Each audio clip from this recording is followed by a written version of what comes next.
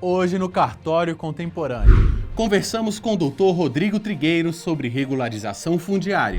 Conversamos sobre a Lei 14.382 com Diximir Valini Neto e Cristiano Cassetari.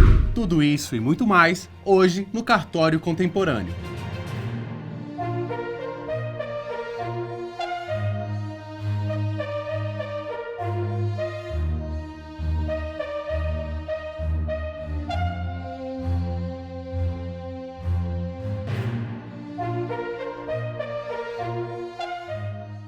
Rodrigo Trigueiro é tabelião no 2º Tabelionato de Notas, Protestos e Registro Civil das Pessoas Naturais de Ananindeua, no Pará.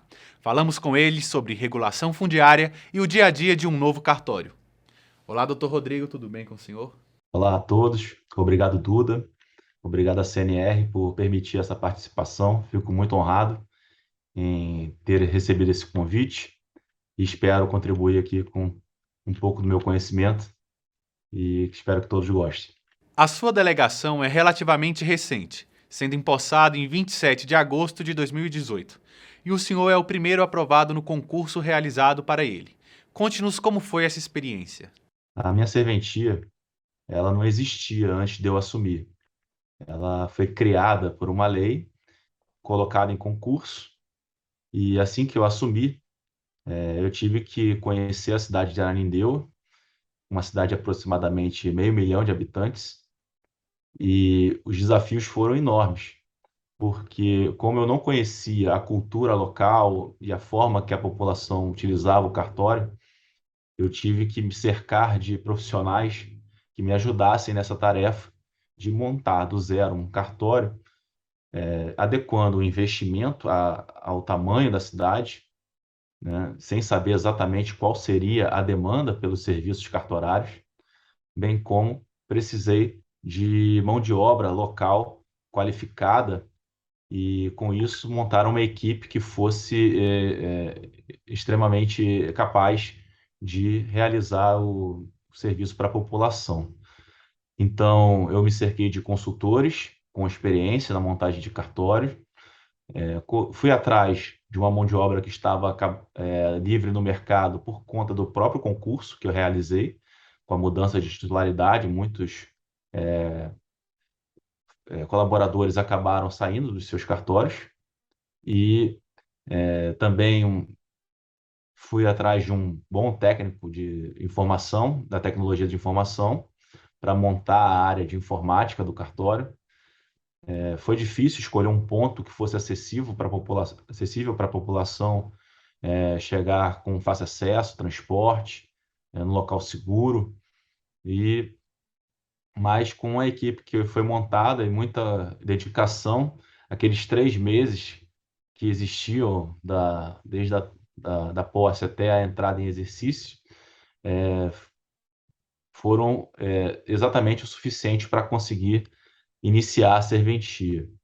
E o investimento dentro dessas serventias é um investimento mais elevado, pois não há estrutura, tudo tem que ser comprado novo, a parte de servidores, a parte de sistemas de informática, o próprio arquivo, o acervo que vai ser montado precisa de uma estrutura nova.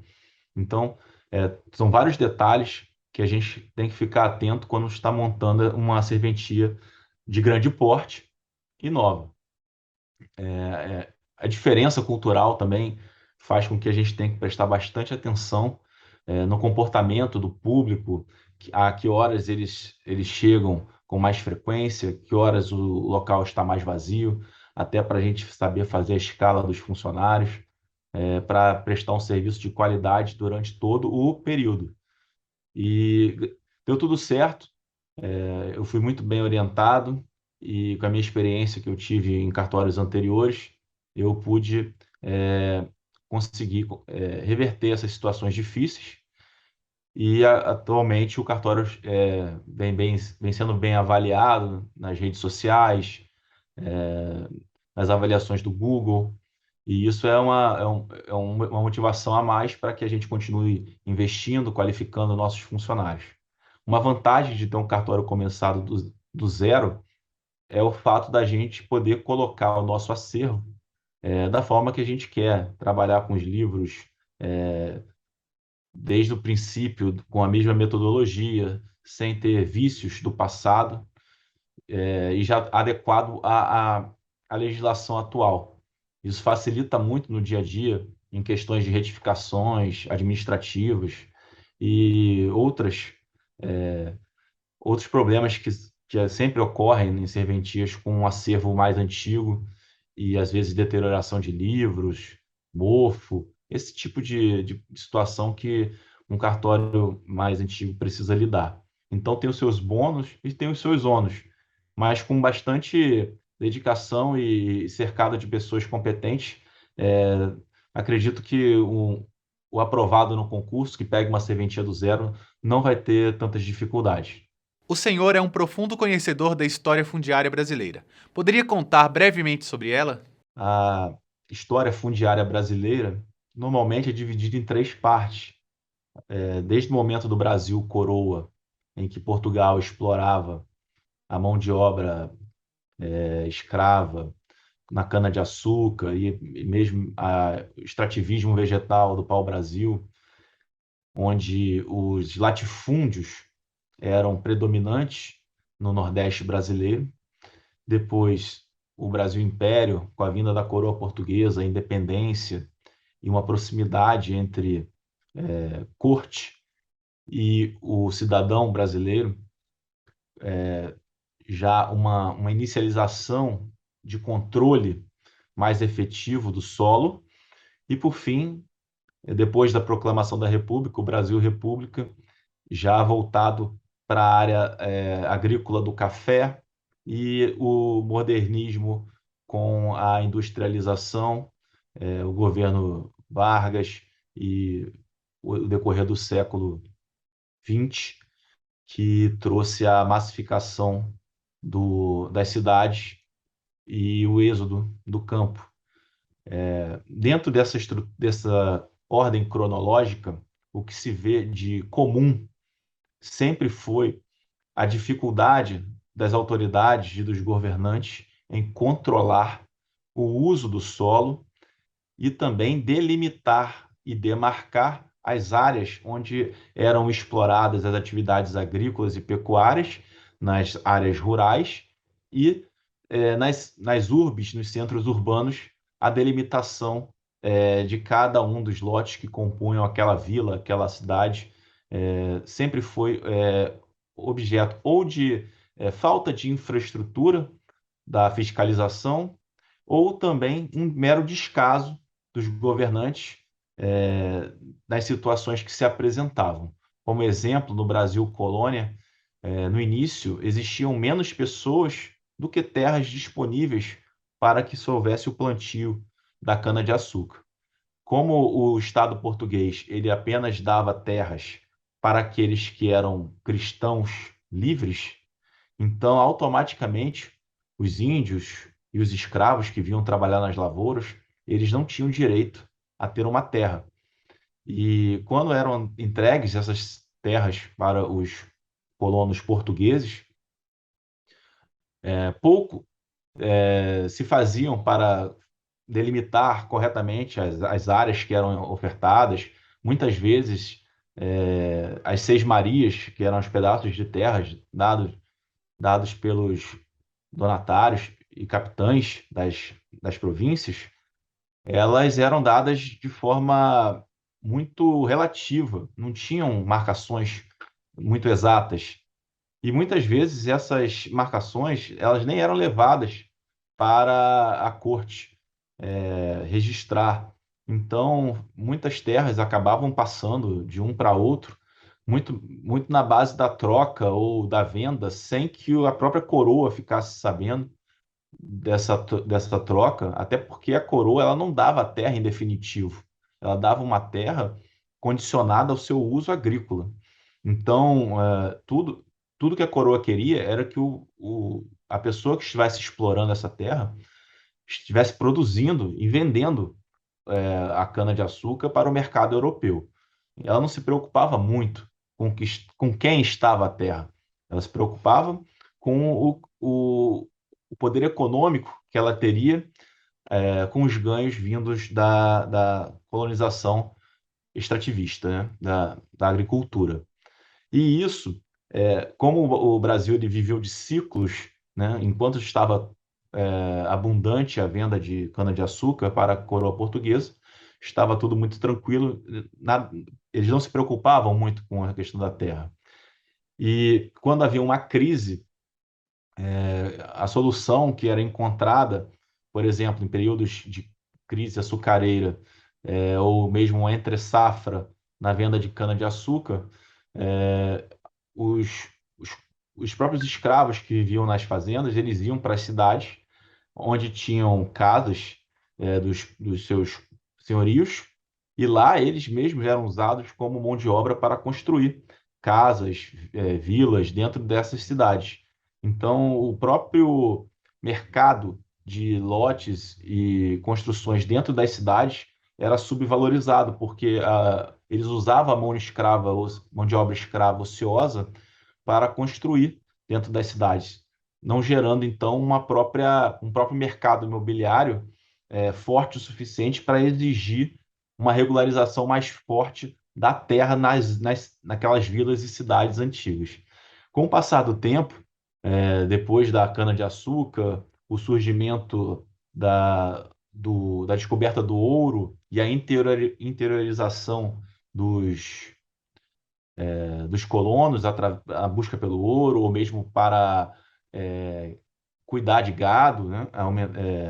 Produzir carne e couro, essa expansão para dentro do território brasileiro, e tudo isso levou a mais irregularidades, porque como estavam longe dos centros urbanos e longe da fiscalização, o governo português perdia completamente o controle de como a posse da terra se dava. E no Brasil passou-se a conviver entre os seismeiros, aqueles que tinham o papel doado pela coroa, e os poceiros, que simplesmente se apropriavam das terras que eram doadas, que não, que foram devolvidas à coroa por falta de uso. E esse regime, ele acabou, mesmo que ilegal, é, de geração em geração, ele foi passando com o tempo, e mesmo depois do ouro, chegando na fase já da República, no final do Império, nós tínhamos ainda muito forte a presença da posse como a forma primordial de se adquirir a terra.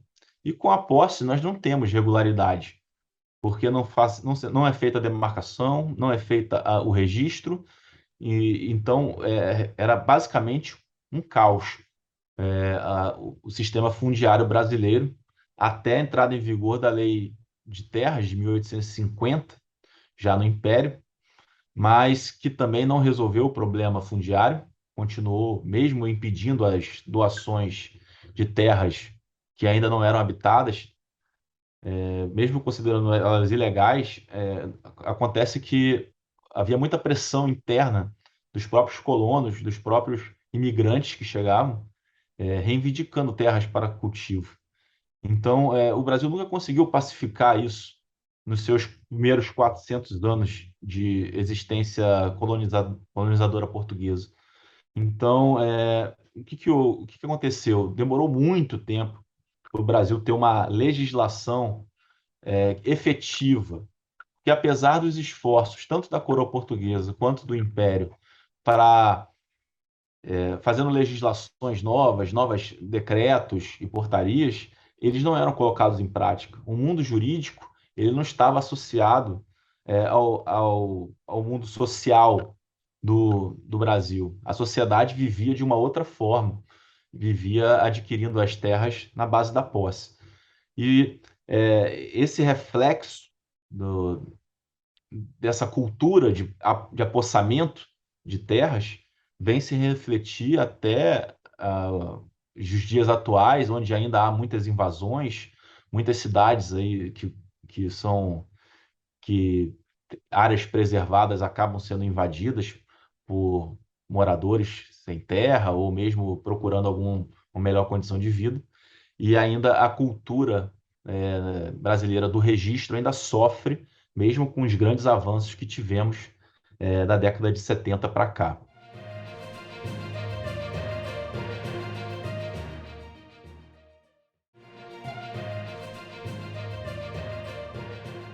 Os problemas de divisão de terra, assentamentos irregulares é algo que vem desde o Brasil colônia e o êxodo rural. O senhor teria algo a acrescentar sobre? A partir de 1920, com a contínua mecanização do solo rural e as oportunidades de mercado que a industrialização brasileira permitiu ao camponês migrar para as grandes cidades em busca de uma condição de vida um pouco melhor, isso prejudicou ainda mais a questão da irregularidade do solo urbano, porque no campo os grandes latifúndios acabaram se consolidando, os pequenos agricultores não tinham mais como auferir sua subsistência no campo, exceto em pequenas regiões no Brasil, como o Sul, em que as glebas ainda são médias e pequenas, mas principalmente no Nordeste, onde os latifúndios realmente sobressaíram, o que houve foi um adensamento populacional gigantesco nas cidades, e essas cidades não comportavam tanta gente chegando ao mesmo tempo, e formaram-se bolsões de pobreza em locais irregulares, em que houve desmatamento, poluição de rios, lagos, falta de infraestrutura, aumento da insegurança. Tudo isso em função do rápido êxodo rural que houve no Brasil e que inchou demais as nossas cidades. Qual a importância da regularização fundiária urbana? Eu entendo que ela é fundamental, né? É a pedra angular que vai reverter essa situação caótica que as grandes cidades vivem hoje, porque ela possibilita que os locais hoje irregulares, e não apenas os onde vivem grandes adensamentos populacionais na pobreza ou à margem da sociedade, até mesmo na regularização de áreas ocupadas por condomínios de luxo, pessoas de alta renda, porque a regularização fundiária ela tem duas modalidades e ela consegue captar tanto o usuário e proprietário, possuidor de terras que tem poder aquisitivo, quanto aqueles que vivem em comunidades, em locais afastados, e com carência de infraestrutura. A regularização fundiária ela é fundamental para revertermos essa situação de irregularidades nas cidades. Muito, muito porque ela alcança todas as faixas, desde as comunidades a densamentos populacionais irregulares, até condomínios de alto padrão que estão irregulares, porque um loteador, por exemplo, não regularizou a terra antes de vender os lotes. Então, ela consegue ordenar a área da cidade de forma que ela vai gerar grandes benefícios. Para isso, a gente precisa sempre lembrar que o município, o Estado, os órgãos do poder público precisam estar junto com os cartórios nessa luta para que a regularização fundiária consiga ser feita de uma forma bem feita, bem detalhada, porque é preciso sempre trabalhar o entorno da área, abrir ruas, levar saneamento básico, levar iluminação pública, criar áreas de preservação ambiental, É necessário que tenhamos sempre áreas de lazer, escolas, hospitais ou postos de saúde. Precisamos levar a dignidade para as comunidades que foram crescendo sem nenhuma infraestrutura e hoje vivem em insegurança jurídica, vivem sem segurança ostensiva policial, sem coleta de lixo, sem saneamento básico. Então, a regularização fundiária, ela permite isso, permite levar a dignidade para essas comunidades e ordenar a cidade. O que ela tem de bom é que ela traz que, além da qualidade de vida que é levada para essa população carente, ainda nós conseguimos também aumentar o fluxo econômico da região, porque com um título de propriedade, as pessoas conseguem financiar obras, melhorar o seu lote, a sua casa, conseguir empréstimos, podem vender o seu lote, a sua moradia, é, por via financiada com o banco. Ah, os centros comerciais, os serviços começam a chegar, porque o comerciante, o prestador de serviço, ele vê que ele pode investir naquele local, que ele tem segurança jurídica, de que ele vai permanecer naquele local, porque ele é dono daquele local. Então, vão chegar comércios, padarias, hospitais, hotéis, e tudo isso faz uma roda progressiva de benefícios dentro da comunidade que faz girar a roda do desenvolvimento daquela cidade, daquela região da cidade. Então eu acho que a regularização fundiária ela é um passo muito importante para que o Brasil alcance um novo degrau na sua qualidade de vida da sua população. Poderia falar alguns dos avanços conquistados pela classe notarial de soluções extrajudiciais que antes estavam apenas no âmbito da justiça? Muitas pessoas procuraram esses serviços?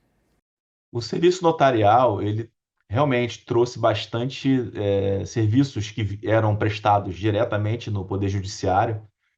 Ele trouxe para dentro dos cartórios, como o serviço de divórcio consensual, o inventário extrajudicial, as atas notariais, como meio de prova, vários procedimentos na área registral também, como a uso capião extrajudicial.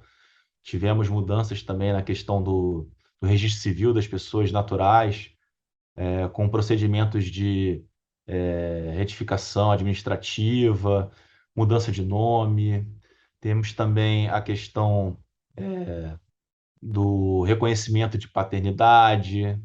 Tudo isso sendo feito diretamente no cartório. Um ganho para a classe, porque traz serviços que apenas faziam o Poder Judiciário ficar sobrecarregado para um local onde a prestação é muito mais célere e eficiente. Eu costumo dizer, eu escutei de algum professor, que eu não me recordo, que os cartórios são a casa do consenso, e enquanto o Poder Judiciário ele é a casa da discussão, da desavença. Então, tudo em que as partes estejam em consenso deveria ser levado ao cartório, porque não há lide a ser discutido, não há necessidade de uma jurisdição para prestar uma sentença sobre algo que as partes já têm o consenso. Então, o direito notarial e o direito registral, nesse sentido, ele vem ganhando muita força, porque a sociedade começa a perceber que ir ao cartório é muito mais vantajoso do que ir ao juiz em situações em que não há nenhuma necessidade de disputa. Durante a pandemia, os cartórios passaram por uma grande revolução tecnológica, efetivando grande parte dos atos de forma online. Como avalia a presença da tecnologia nos cartórios? Eu entendo que hoje o cartório não tem como sobreviver sem a tecnologia. Ainda muitos têm em mente aquele tabelião que artesanalmente escreve no livro e guarda naquele acervo enorme, aqueles livros grandes. Mas isso, mesmo nas pequenas serventias afastadas, dos centros populacionais, já não é mais uma verdade. Hoje em dia, os cartórios precisam estar integrados, através de sistemas que interligam as serventias, com centrais para enviar dados, com o poder público, para a implantação de políticas públicas e para o próprio usuário, como forma de melhorar o serviço, chegando até o usuário de forma online. E isso foi muito testado na pandemia, quando realmente os cartórios precisaram mudar a sistemática de atendimento por força dos decretos estaduais e municipais que impediam que muitas pessoas fossem às ruas e até às serventias para fazerem os atos notariais. Inclusive, entendo que fomos fundamentais na questão do registro civil, em prestar o serviço de óbito sem parar, ininterruptamente, num momento muito delicado da sociedade, e também não pararam de nascer crianças e precisavam ser registradas para ter direito à cidadania e a sua efetivação como pessoa para o direito. Então, a gente teve uma série de tecnologias que foram empregadas, como a videochamada, a videoconferência, o atendimento remoto, o uso de aplicativos de mensagem para comunicar com os clientes. Todos os meios possíveis de contato foram melhor elaborados para atender essa necessidade especial.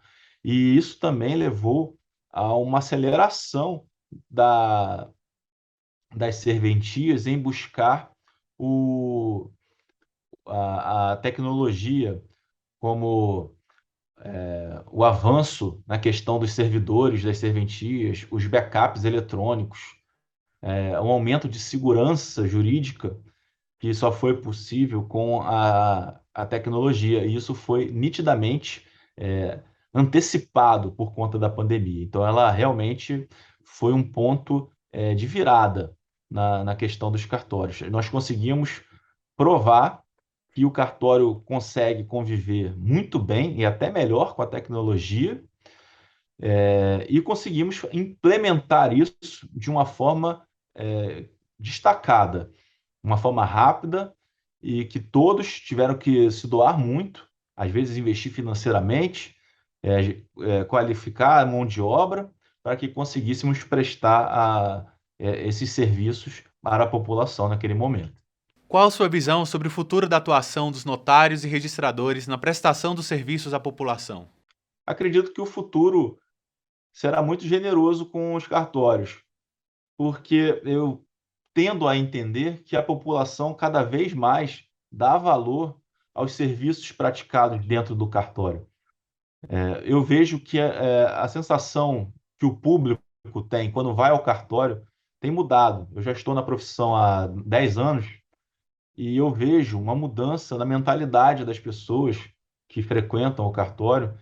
Antes, muitos só atrelavam a imagem do cartório à burocracia, a uma coisa desnecessária, mas hoje muitos já entendem que o cartório é um momento em que ele está sendo, na verdade, resguardado pela segurança jurídica, pela formalidade do ato, que aquilo vai protegê-lo nas relações jurídicas, contratuais que esse cliente tem. E como o serviço tem sido bem prestado e os cartórios estão se modernizando, a população ela começa a ver o cartório como um aliado e não mais como um inimigo. Eu entendo que o futuro, os cartórios terão cada vez mais serviços, como contribuição junto ao poder público, na emissão de documentos públicos, captação de informações para que sejam elaboradas políticas públicas. E tudo isso só faz o cartório ganhar importância perante a sociedade. Então, apesar de, às vezes, terem notícias que são negativas para a classe, eu entendo que e acredito que os cartórios eles têm muito mais a contribuir com a sociedade e são fundamentais para a cidadania da população brasileira. O cartório é uma instituição que traz segurança e certeza de eficiência para a população em geral. De que forma o cartório pode colaborar no processo de desjudicialização? Eu entendo que os cartórios eles são o braço mais próximo do poder judiciário nessa tentativa de diminuir a quantidade de processos que todos os anos fazem o judiciário ficar sobrecarregado. O judiciário ele tem que se voltar somente para aquelas decisões que necessitam realmente de uma decisão em uma contenda, em uma lide a ser resolvida. Deixar que os processos administrativos que não dependam da jurisdição estatal sejam resolvidos por meio do cartório, porque ali está algo sem ter disputa. Por exemplo, e foi muito bem recebido nos cartórios, a questão do divórcio. As partes não precisam de um juiz para dizer para elas que elas estão divorciadas, se elas mesmas já querem isso e já têm de antemão uma partilha realizada, quem vai ficar com cada coisa que adquiriram dentro da relação. Isso desafoga o judiciário de forma extraordinária. Muitos processos deixaram de entrar no Poder Judiciário por causa do divórcio extrajudicial. O inventário é a mesma coisa. Todos precisam de inventário, porque no fim da vida necessário, a lei impõe um inventário. Então, se os herdeiros estão de acordo, é só chegar até o cartório e realizar esse inventário que vai ser muito mais rápido e vai evitar que o juiz esteja sobrecarregado nas decisões. E isso pode vir com mais força, como já estão previstas as conciliações e mediações dentro dos cartórios. É uma forma de você também evitar que muitas lides cheguem ao Poder Judiciário já fazendo de antemão uma composição entre as partes, evitando que realmente esse problema entre essas partes chegue ao juiz de fato. Outro fator que pode ser levado aos cartórios é a própria execução civil. Depois que a sentença é prolatada, ainda há um longo caminho a percorrer, que é a efetividade da sentença, por exemplo, de um arbitramento de uma dívida que o réu vencido tem que pagar ao autor. E por que não fazer essa persecução ao patrimônio do devedor pelo cartório de protesto? É mais uma forma de de desafogar o Poder Judiciário, desjudicializar atos administrativos que estão na mão do Poder Judiciário e deixar que o Poder Judiciário faça com excelência aquilo que ele precisa fazer, que é dar o direito nas lides, nas desavenças. Como avalia a iniciativa da CNR na criação do programa Cartório Contemporâneo? É uma iniciativa maravilhosa. Ter esse espaço para falar com o público em geral, eu acho que é de extrema importância, porque nós somos uma classe que pouco fala nas mídias, pelo nosso trabalho, ele ser um trabalho muito jurídico e feito dentro de quatro paredes, né, nos escritórios, nas serventias, a gente acaba um pouco distante do público em geral. E ter um espaço numa rede de televisão, no YouTube, nas redes sociais, junto com a CNR, eu acho Eu acho não, eu tenho certeza que é muito profícua para espalhar a mensagem dos cartórios e para a população entender que nós estamos do lado deles e estamos sempre dispostos a ajudá-los. Muito obrigado pela sua entrevista. Seja sempre bem-vindo ao Cartório Contemporâneo. Aproveito então para agradecer ao Duda, à CNR, por abrir esse espaço e estou à disposição para voltar quantas vezes quiserem. Muito obrigado pela disponibilidade.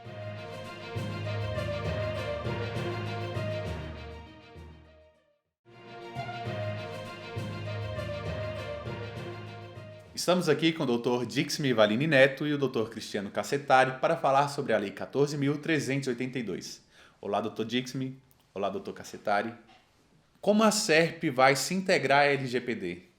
O cuidado que o Poder Judiciário vai ter que ter na normatização da SERP em não violar outra lei que é a LGPD, aquela história de você, para cobrir a cabeça, descobre o pé, né? Então, está sendo criada uma nova central, tá?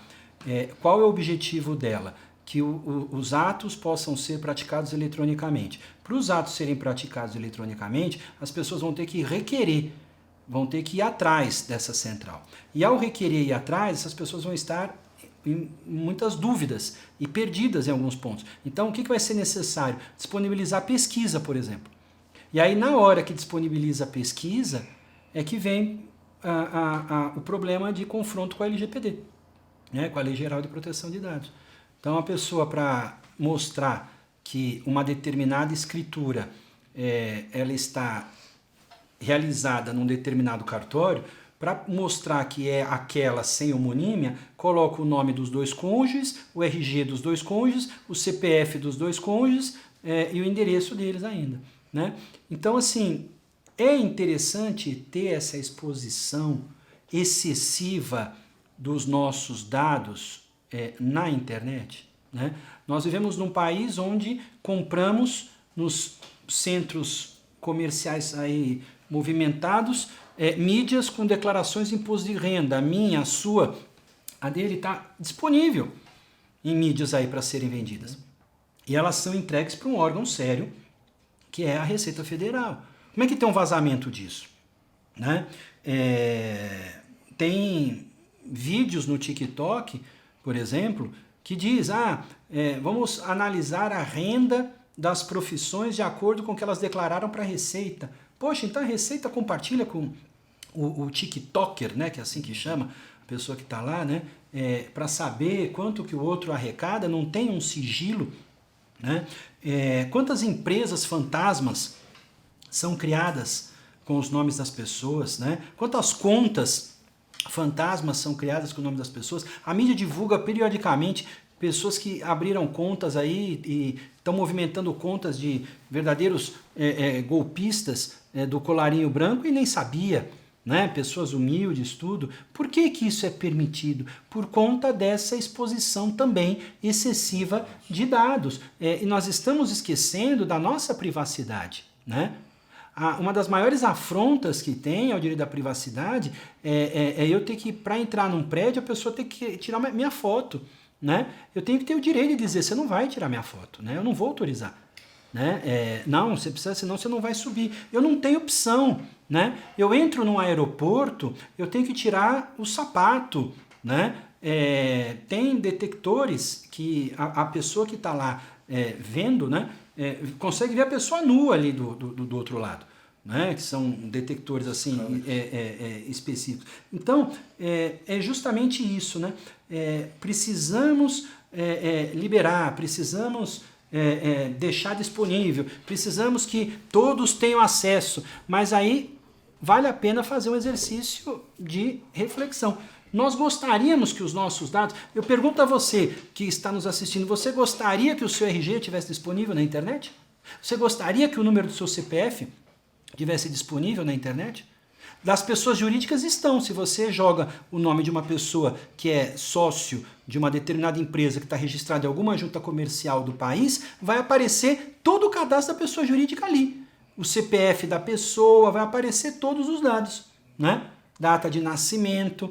E aí temos alguns sites que, por exemplo, para liberar acesso, pede a data de nascimento, pede o nome completo, né? Pede um RG, pede o nome da mãe. E se isso tudo fica escancarado, né? Nós temos também um problema de segurança, infelizmente. Então, acho que o grande desafio e a preocupação que o Poder Judiciário vai ter que ter é normatizar essa central, né, de uma maneira que proteja todas as pessoas que estejam praticando atos ali, naquele ambiente, porque senão nós vamos, como eu disse, para cobrir a cabeça, descobrir o pé. É perfeito. E é uma questão que é bem filosófica também. Eu tô com essa palavra na cabeça, mas vamos lá. Porque a gente está tratando de registro público, né? E se o registro é público, são dados que são, em tese, estão à disposição do público. Evidente, temos todas as exceções. Mas se eu chego hoje lá no registro civil do professor Cassetari, eu posso pedir a certidão de nascimento e de casamento de qualquer pessoa. A lei me autoriza isso, né? Só que eu tenho registros, pegando o gancho, de pessoas transexuais que mudaram o seu prenome ou seu gênero. Então lá vai estar escrito, né, que de Renato passou a ser Marcela, do sexo masculino para o sexo feminino, né? Vai estar escrito isso lá. Nós vamos ter pessoas que foram adotadas. Nós vamos ter pessoas, eu tenho isso no meu cartório.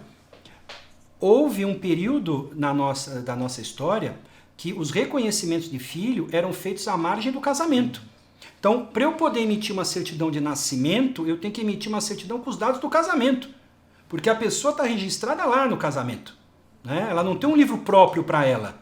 Agora, como é que eu escancaro esse tipo de informação para qualquer pessoa? Eu digo, olha, ele é adotado, o outro é trans, o pai teve um filho fora do casamento, foi registrado aqui na margem. Tem que ter essa preocupação, não é porque o registro é público que nós vamos escancarar esse direito à intimidade. Não, né? Perfeito. E hoje a lei protege isso, né? Para que não fique... Que quem esteja nos assistindo, se chegou lá no cartório do professor Cassetari, ele vai pedir a certidão de nascimento do Ricardo e vai receber da Marcela. Não, ele não pode, né, divulgar essa informação para qualquer pessoa. Esse tipo de informação de adoção, de mudança de sexo, sendo uma certidão sigiloso. completa que adinha o teor, precisa de ordem judicial. Só que às vezes as pessoas não entendem, reclamam do porquê que elas precisam daquela ordem judicial. O registro é público, se está ali, elas querem a certidão, onde já se viu, aí nós viramos um dificultador, vamos dizer assim, e o duro é que a gente não pode explicar, só tem que dizer o seguinte, genericamente, tem sigilo no registro. Mas que sigilo é esse? Não pode, se é sigilo não pode dizer, né? Mas a pessoa cobra querendo saber o que é. Isso é verdade. Então hoje a lei protege algumas formas. Em alguns estados, por exemplo, é vedado dar certidão de testamento antes do falecimento da pessoa. Outros não, né? Mas isso não é uma regulamentação nacional, não há uma lei federal vedando isso, mas em alguns estados as corregedorias tomaram essa cautela de que você ter acesso ao testamento público de qualquer pessoa pode vir a causar até acesso ao patrimônio e causar alguns problemas. Mas isso aí, basicamente, é uma questão filosófica entre a gente pesar até onde vai o registro público que deve ser público e até onde vai a privacidade, a lei de proteção aos dados.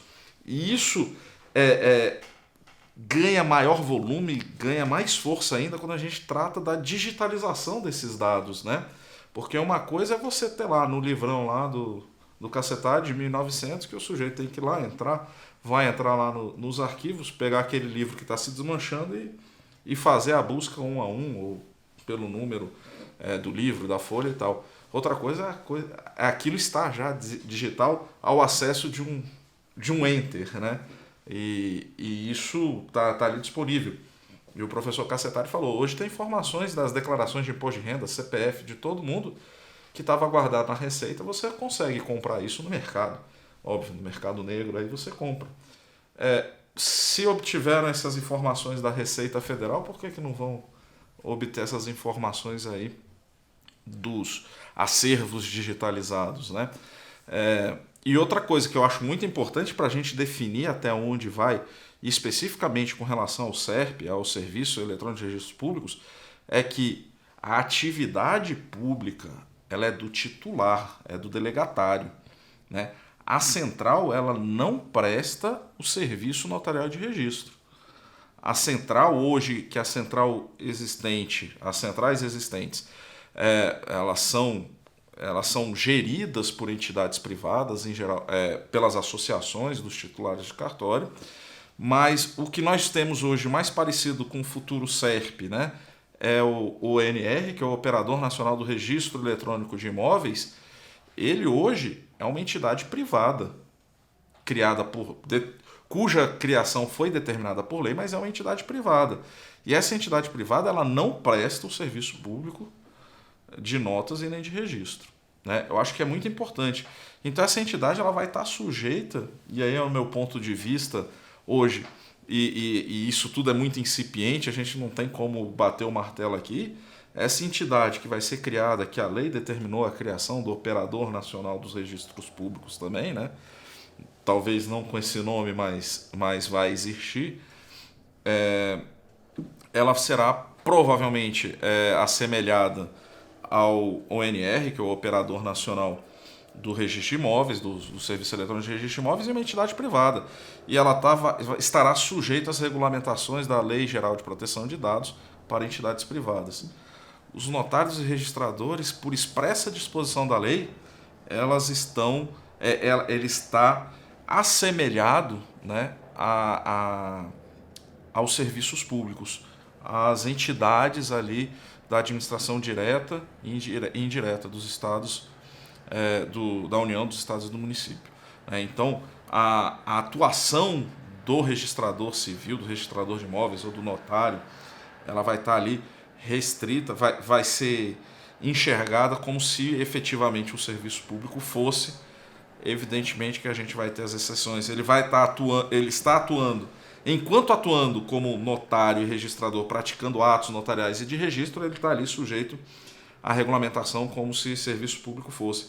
Mas o notário registrador ele também atua de forma privada, no âmbito privado ele tem fornecedores, tem funcionários e tem ali prestadores de serviço, né, que também vão ter ali. E aí esse âmbito de atuação dos notários registradores, no meu ponto de vista, eu enxergo, e já parte da doutrina já tem esse entendimento, no âmbito de atuação privada dos notários registradores, a aplicação da lei vai ser como se fosse uma pessoa efetivamente privada, que já o é, né? Mas, então, eu acho que a regulamentação, como o professor Cassetari falou, vai depender do que vier do Conselho Nacional de Justiça, que vai regulamentar o SERP. E o Conselho Nacional de Justiça, o Poder Judiciário, né, que está fazendo aí, às vezes, do Poder Judiciário, vai precisar efetivamente ter muita cautela e ter muito cuidado, né, nessa regulamentação, para que minimize ali os impactos à proteção dos dados das pessoas que vão se utilizar dessa ferramenta, sem a menor dúvida. Quais as mudanças que a lei traz para o registro de títulos e documentos e de pessoas jurídicas? Essa nova lei, a Lei 14.382, ela trouxe muitas inovações aí nos registros públicos de forma geral, que alterou ali a Lei dos Registros Públicos, a Lei 6.015, né? Especificamente para os títulos e documentos, apesar de poucas as mudanças, elas foram mudanças muito interessantes.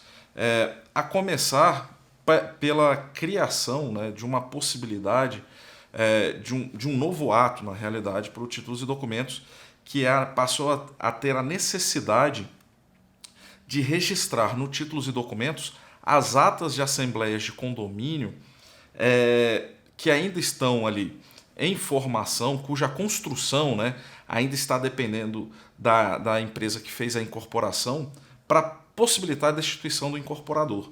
Então, foi feita ali a incorporação foi registrada no registro de imóveis, criou-se o condomínio e a construtora parou ou está em dificuldades financeiras. A legislação ela prevê a possibilidade de destituir o incorporador.